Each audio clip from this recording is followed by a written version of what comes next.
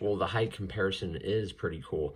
In case you're wondering, this Chewie is from the Amazon 2-pack that came with C-3PO. Here's his little peaky body, man. Peaky body.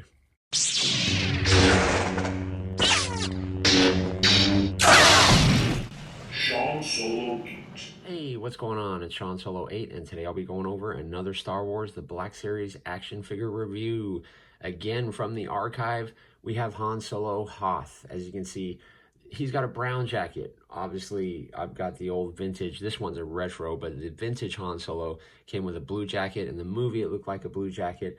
Everybody's confused. I know there's two variants of this Han Solo with a light brown and a dark brown. I'm not sure if I have the lighter or the darker one, but most of all, I'm absolutely stoked to be putting them together with Chewie and, of course, our probe droid. It's going to look pretty awesome. I'm really looking forward to setting it up, seeing if I can get a cool shot out of this. But, yeah, definitely blue, and this is definitely brown. But I'm happy. I actually like the brown. I think it looks really, really cool. Looks like he comes with some binoculars, his infamous pistol. Pretty cool illustration down there on the bottom. There is the UPC and a bunch of warnings. Han does have a short little bio. Feel free to pause and read that. On the bottom it says 50 Lucasfilm Ltd, and it shows all the projects that they made in 50 years. I'm really stoked to be adding this Han to my collection. Can't get enough Hans and Lukes, can we? But without further ado, let's open up Han Solo Hoth and let's take a closer look. Boom! Han Solo Hoth is out of his package. As you can see, he looks sweet. He's holding his pistol and his binoculars, so this is him with all his accessories. Height comparison is pretty cool. In case you're wondering, this Chewie is from the Amazon 2-pack that came with C-3PO. Here's his little peaky body, man. Peaky body. Look at Han and his famous I shot first pose. You can see on the back of the head there where I'm actually going to take that hood off, but we're going to check that out here in a second. And here's a quick look at Han with his goggles on, so that is possible. They do slide over his head, but that's also really tricky to do too. Here's a quick look at Han without his hoodie on. That's about it for that. I'm wondering if I can pop his head off and maybe switch another one on. We'll take a look at that here also. Here's Han kneeling down, looking through the binoculars for the probe droids in the distance. But overall, this pose is really hard to get him in. Those goggles and getting the hood over his head is extremely hard also. But let's take a closer look at Han Solo and see what's going on. And here's Han in scale comparison, showing you pretty much his height is just perfect, just like in the films. These are the binoculars that he comes with. You can see they're pretty cool, little off-white, but not too much detail going on. I wish this like snapped apart right here and maybe there was a way he can hold them, but that's what that is. When you put it around his neck, it won't fall around his neck. It just pops forward, as you can see, which is a little bit of a bummer, but it's okay. Here he is with his goggles on. Let me show you guys a quick close-up of that.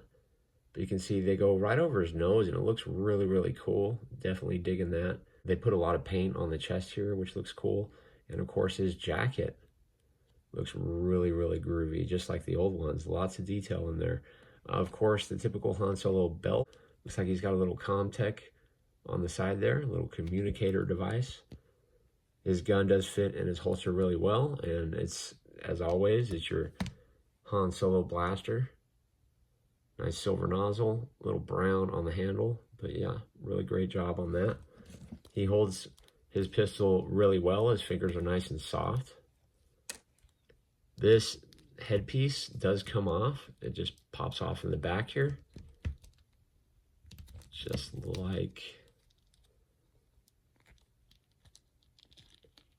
pops off like that. And you can see the detail on that. It looks really, really good too. The scarf's great. Everything's soft on here and bendable, so you can definitely get them in some poses. It's just going to take a little bit more love than most figures. This is soft and bendy too. Don't have to worry about that breaking. And let's take a look at Han. Of course, it looks like Harrison Ford, which is really cool. This figure does have a lot of gloss on it, but at certain angles, it looks pretty cool. That's definitely Han Solo. The head, as I mentioned earlier, let me just see if I can pop that off. Oh, the head does pop off, so that is pretty cool. But I'm just going to pop it on and see how easy it is. But yeah, that's actually really good. Look at that. That looks pretty cool. This head sculpt right here was a gift from Oakhurst Studios to me. I definitely appreciate that. But yeah, that looks cool. So this Han, you can actually swap heads around if you feel inclined to do so. Here's a look at Han with the goggles on his hat, but that looks really good in there. Really, really good. I like it. I think he looks great with Chewbacca. He's also on a pretty nice ball on the inside where he pops forward, pops back pretty good. It goes side to side. Now the goggles just fit on top of the hat right there, just like that out of the package. So it looks good. Mine almost looks like he's got a mustache or something. It's really weird, but I really like how you can see Hans Adam's apple. That's pretty funny. But yeah, his arms only want to go up about that high. They're so stiff in there. Of course, though, you know, you can twist them and bend them again, but I don't know what is up with that. There we go.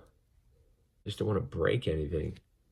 But you can see there's like a square bump on his shoulder there that prevents it from going in. So you really got to twist it, put it in, and then twist it back. So yeah, Han's arms will go up to about right there.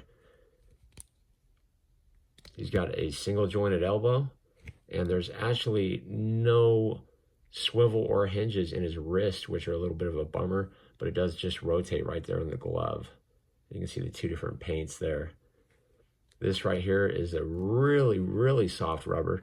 Now, this is what they should have given us on Dark Ray. In my Dark Ray review, you'll see where that's a little bit of a downfall on that. He does do the splits to about right there. Kicks up pretty good. Kicks back pretty good.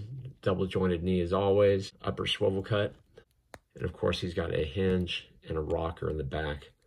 But the pants look good. The boots look good. Overall, this is a great archive figure. Thanks for checking out today's video. Check out one of the videos you see up on the screen, and I will see you guys in the next one.